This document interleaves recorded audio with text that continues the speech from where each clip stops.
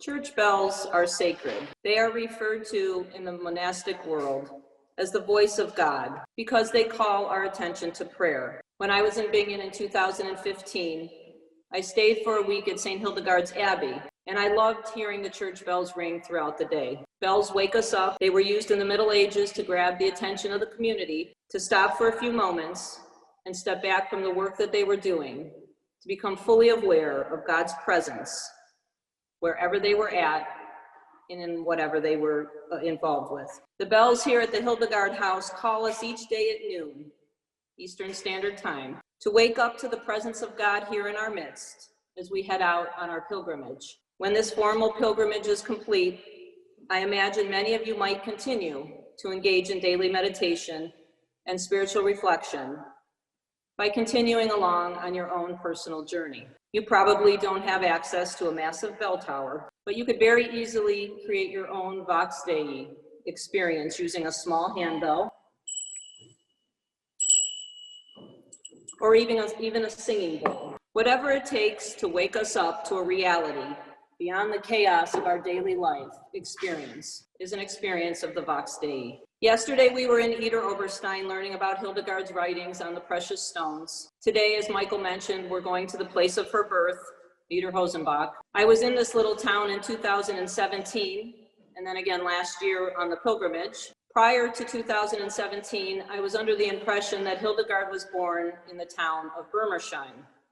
because that's where the scholarship was at when I began my Hildegard studies. Today, the scholarship is leaning more towards Niederhosenbach. This morning, in lieu of a sermon, I would like to share a personal story with you, a pilgrimage story, before we head out on our own journey today. Many years before I met Dr. Esser, and before there was a Hildegard Way, I traveled to Bingen for the first time. I was working on my PhD, and my daughter was in Berlin on a class trip and encouraged me to meet her in Germany. I went to Bingen by myself for about a week to walk in Hildegard's footsteps before meeting up with my daughter. I had no idea where I was going, but I boarded a plane to Frankfurt with a small map of Hildegard's holy places. I arrived at St. Hildegard's Abbey a few days before my 43rd birthday, still feeling as though I must be dreaming. I could not believe I was in her land and was going out to explore it on my own. And no, I do not speak German, which made it all the more challenging. I had an itinerary of places I wanted to visit each day,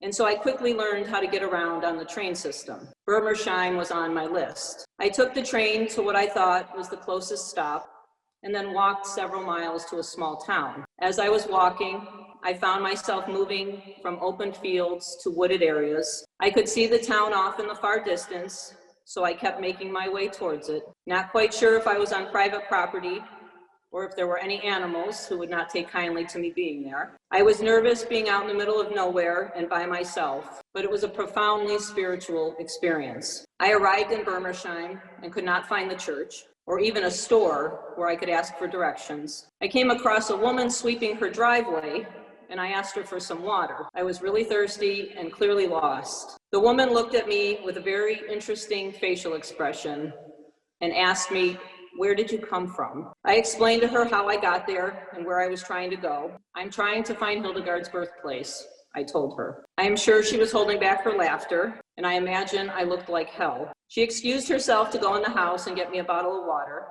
and probably laughed while she was in there. When she returned, she said, "You're in the wrong place." She went on to give me directions to how to get to Bremersheim, but I don't remember a word she said. I knew I would never find the train station again because I had no idea which fields or woods I had walked through to get to the town that I could visibly see in the distance. From the town, I could not see the train station. As I was preparing to leave, I must have looked like I was about to cry because she called out and said, "My son will drive you to the train station." I really had no option but to accept her offer, though I was very uncomfortable getting in the car with a person I didn't know. In hindsight, I imagine they were probably more concerned about this crazy woman standing in their driveway asking for water than I was about getting in the car with her son. I turned my phone on for a second to ping off a tower in case I went missing. The police and my family would at least know the last place I was at. It was a full and complete act of surrender to God's protection and to the journey. I understood for the first time what Hildegard meant by the image of being a feather on the breath of God. I had no idea where it was blowing me, and at this point, it was completely and utterly out of my control. Contrary to my fears, her son kindly drove me to the train station, and I found my way to Bremersheim. When I got to the town, it was much larger than the one I had just been at. There were lots of stores and activity, but I had a difficult time finding a taxi driver to take me to the church. When I finally found one, with the help of a restaurant waitress, he was not impressed with my Hildegard map and almost caused a car accident driving me there. When we arrived, I was afraid to ask him if he would give me a few minutes so that I could get out and take pictures because I needed a ride back to the train station. But by that point, I realized I just didn't care anymore.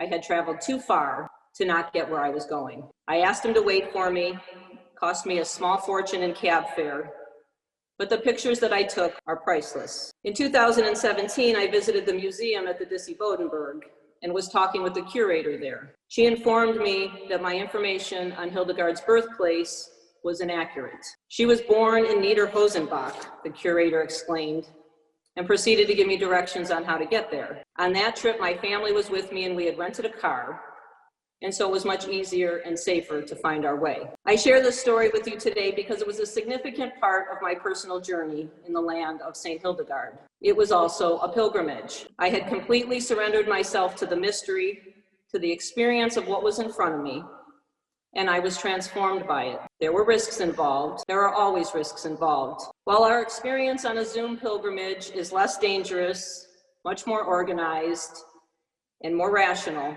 than what I embarked on, the core tenets are the same. We are heading out today in search of Hildegard's birthplace.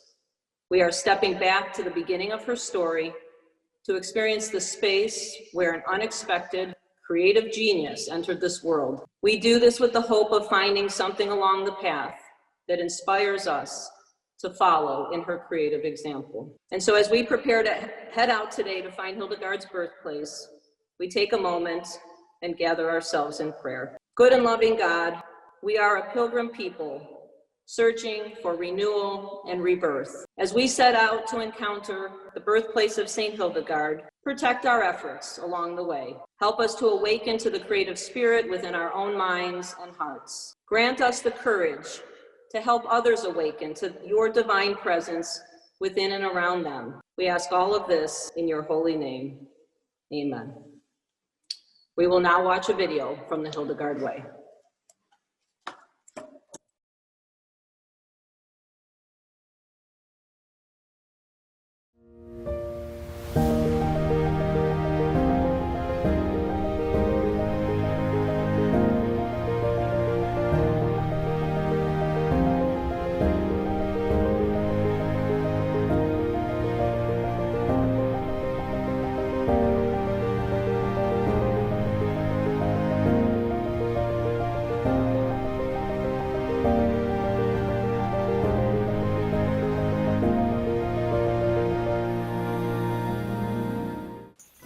Join us now on the Hildegard Way from the town of Herrstein to the village of Niederhosenbach.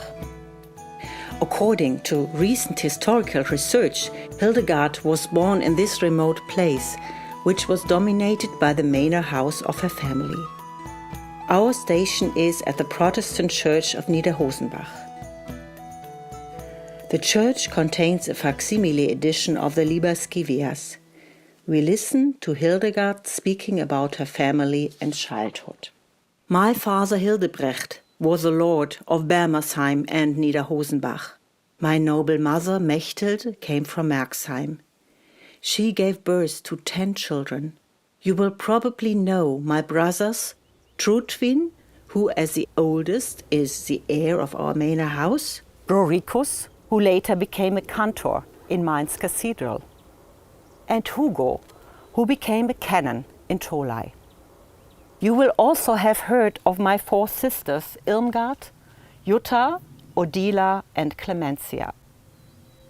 As the 10th child, my parents dedicated me to God while sighing, just as one gives the tithe of the harvest to the church. Later on, I truly accepted that my parents wished me to live a religious life. When at age 16 I took the veil in the monastery of St. Disibord. I will talk more about this later.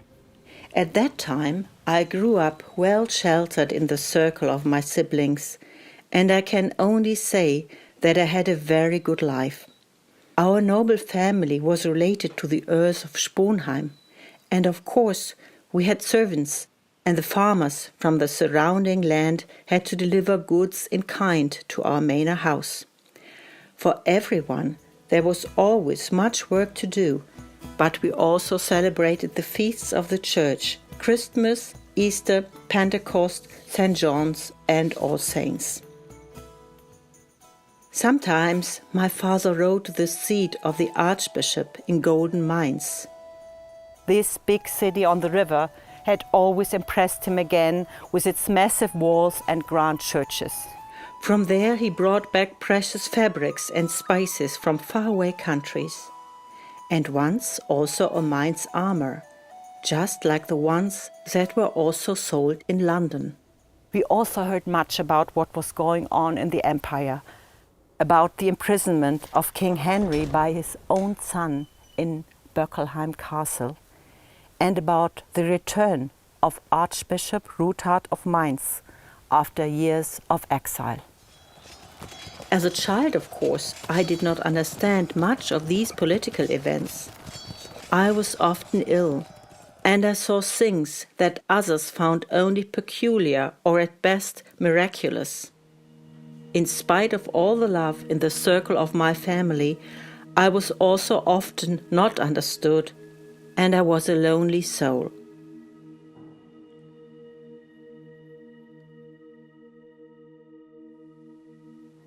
From Niederhosenbach, the Hildegard Way leads through forests and lawns to the village of Bergen. There is a guest house and a Hildegard Pilgrimage station.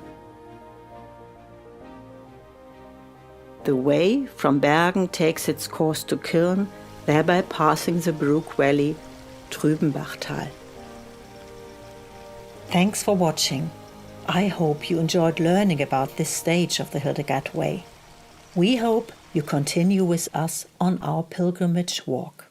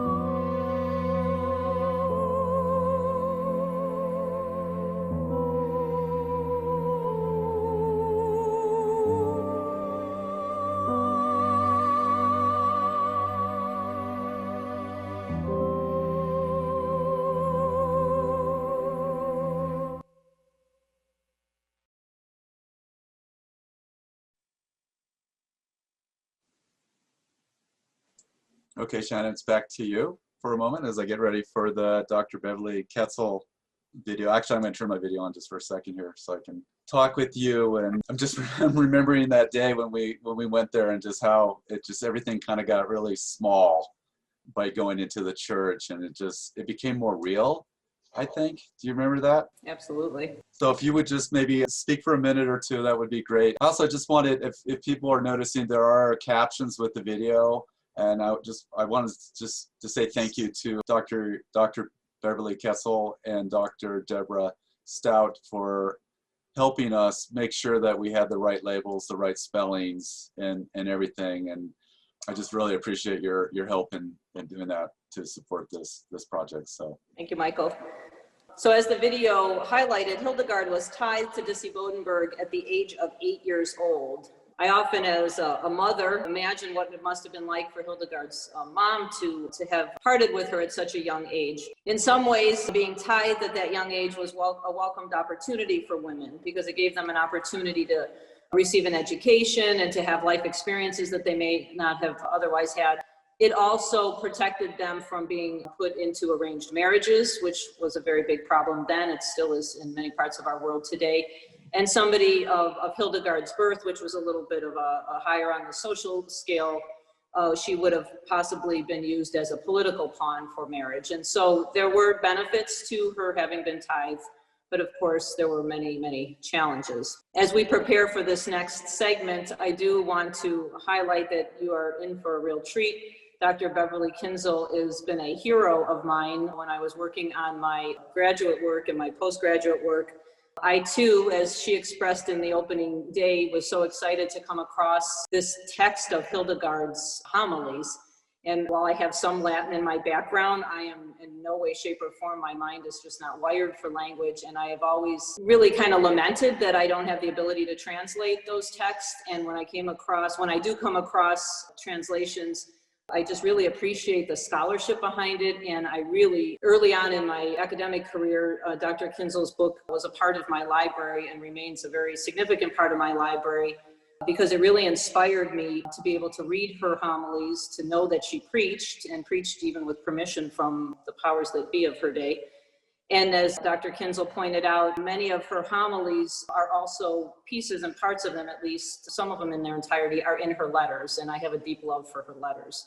And so I just want to personally say how privileged I feel today to be sharing this space with Dr. Beverly Kienzle. Hello, and welcome to today's section of St. Hildegard Speaks, the Hildegard Trail Pilgrimage. Today, our speaker is Dr. Beverly Kienzle. Oh, good morning. I'm just thrilled to be here. And can you tell us where you're broadcasting from? I am broadcasting from my study, which is now in Waltham, Massachusetts. I have a lovely view out the window where I have little birds and chipmunks climbing into the shrubs and sometimes bunny rabbits, and my cats come and go in my lap. That sounds like something that the Hildegard would probably have her cats coming and going as well. I would think so. As we are learning from Dr. Esser's narratives, Hildegard spent her entire life in one region of the Rhineland. It's still a beautiful area where trees and living creatures flourish, as you can see. Hildegard came to understand spiritually what she saw around her and what you observe in the superb videos. Eventually, Hildegard incorporated all living creatures into her theology, a theology that envisioned the interconnectedness of all creation. For Hildegard, there was a unifying force of life that connected us humans to all creatures, to the elements, and to the cosmos. That life-giving strength is Viriditas, a unifying capacity of nature that is central to Hildegard's natural science, medicine, cosmology, and theology. Hildegard specialists use multiple translations of Viriditas, chiefly terms that emphasize the color green: greenness, verdure, verdance. They interpret the Hildegardian concept of Viriditas with natural, metaphorical, and theological dimensions. I often use the translation veridity to achieve neutral meaning that does not favor one dimension or the other. So that's what I'll use when you hear me speak. At the heart of veridity is the color green, with associated meanings of growth, energy, strength, and renewal. Think of the energy that we see in the springtime and the energy that gives humans the strength to change and to repent, we hope. Three principal meanings of veridity operative in Hildegard's works. First, the green color of new growth in nature and the very shades that develop over the summer in that fresh green. Second, the power or strength of human beings and other creatures to renew by healing or by reproduction. And third, the capacity for humans to repent from sin and to grow spiritually into renewal because of the rational and spiritual capacity endowed on us by God. Hildegard relates these manifestations of veridity to the power of the Holy Spirit, that is, God the Creator and God the Son, the Redeemer, working through the Holy Spirit. The complexity of veridity's meaning will unfold over the course of our pilgrimages as scenes of Hildegard land dazzle our vision and our imagination in these beautiful videos. Today, I want to focus on one feature of the landscape and one theological concept that Hildegard develops from veridity. When you look at the countryside in Hildegard land and Michael Conti's beautiful videos, focus on its primary features and ask what they are. The air and the sky, yes. The water of the rivers, yes. And the ground, the green mountains and green fields. What do you see reaching from the earth toward the sky? You got it, trees. This simple illustration of the earth from the Book of Divine Works, which Hildegard finished in 1173 to 1174, shows us people at work around the sphere of the earth and the roles that trees play in human activity and natural phenomena like the change of the seasons. Look closely at the four colors in the circle at the very center of the Earth's sphere. What do you think they represent? You guessed right, the four seasons.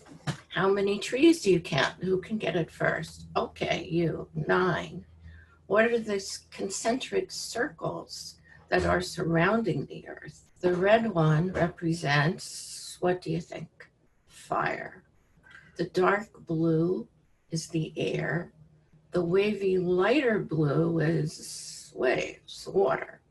Remember that the 4 elements from higher to lower are fire, air, water, and earth. Hildegard envisions each zone, if you will, of the cosmos with phenomena or creatures particular to it. Notice the winds in the dark blue, the fish and the water, the medium light blue, the birds in the air, the trees reaching up towards the sky, and the humans at work. They are caring for the earth just as they should, according to Hildegard, and just as we should. Hildegard teaches that the fluids in our body are influenced by the elements of our natural environment, fire, air, water, earth, and that in turn the elements are affected by our behavior. In the narrative of Dr. Esser that we just heard, we met Hildegard as a child. She would have been aware of trees, surely, and their size compared to her own height. We wonder what her thoughts were then. When I was turning 10 years old, I saw sequoia and redwood trees in California, and I will never forget that. That might be why I'm coming back to trees now. Their magnitude is beyond imagination. Whatever Hildegard was thinking about trees and nature from an early age, though she didn't see the sequoias, she felt it so deeply that the human bond with trees and nature became part of her theology. When she was in her 40s, Hildegard's vision, recounted in Scivias, led her to insight about trees and their likeness to humans. And I'm going to read from Book 1, Vision 4 of Scivias. The soul gives vitality to the marrow in veins and members of the whole body, as the tree from its root gives sap and greenness to all the branches. And again, she says, the soul in the body is like a sap and a tree, and the soul's powers are like the form of the tree. How? The intellect in the soul is like the greenery of the tree's branches and leaves. The will, like its flowers, the mind, like its bursting first fruits, the reason, like the perfected mature fruit, and the senses, like its size and shape. And so a person's body is strengthened and sustained by the soul. That's the end of the quote. Thus, Hildegard, in her 40s, compared the sap of the tree with the soul of a human being. There is no illustration in Scivias for that insight, but a dear friend of mine, Anita Dana, who was a visionary artist, gave us one. She sometimes experiences visions after reading excerpts from mystical writers. The visions impel her to paint what she sees. She retains every detail and all the colors of the visions that she sees. Reading Hildegard inspired in her visions with brilliant, breathtaking colors. When she read the passage we just heard from Scivias, she reproduced what she saw in this beautiful and insightful painting, the likeness of the soul to a tree. The greenness lightly and diffusely colors the human figure and grows stronger as it moves through the tree and up to the brilliant green leaves. Alternatively, it can be read as moving downward from the tree to the human. Whatever direction the greenness flows, or perhaps in both directions, it captures the theme of veridity that connects humans, trees, and all of God's creation. We know that trees and their complexity provide beauty and benefits to humans, but they also do to other living creatures, such as birds and small animals. The loss of the tree means the destruction of a home for small creatures like birds, chipmunks, and squirrels. Later in the pilgrimage, we will return to Hildegard's view of the interconnectedness of nature by reading excerpts from her homilies. She envisions great destruction of life because of human sin, something like what we are witnessing in our era, when humans have fouled the air and the water so much that the planet has become too hot and too dry to support life. The effects of not caring for the earth turn on humans and make human life less and less sustainable. But Hildegard tells us that nature will retain its veridity and keep growing. Thank you. Thank you so much for your talk. That was lovely. We had just a few questions for you. So I was wondering, at what point in your academic career did you encounter Hildegard? Well, it was not until I started to teach at Harvard Divinity School in the second half of the 80s, the late 80s. And I was teaching Latin and looking for things other than the standard readings. And we had the benefit then of a wonderful bookstore at Harvard Divinity School, where the manager tried to keep up with everything current and was very engaged in whatever was new coming out. And at the time, it was Matthew Fox with his first books on Hildegard with the illustrations. And I remember one day when she says to me, "Beverly, you'll love this about the cosmic Christ." And I thought, what's that? So I got the books. I didn't have too much time to look at them then. And then there was Barbara Newman's Sister of Wisdom. And my students were all buzzing about that. So I kind of put them on hold until I had a break in what I was doing, which was working on medieval preaching. And as I did that, I realized, hey, there are no women in this history. There have to be some. And I started looking, and Barbara Newman pointed me to Hildegard's homilies, said she wasn't going to work on them. They needed to be edited again, and they needed to be studied. So I thought, wow, this is great. This is just what I need. And that's when I started. And I had been working on some 14th century manuscripts, but I didn't have a whole lot of formal experience in manuscripts until 1986, when I took a course.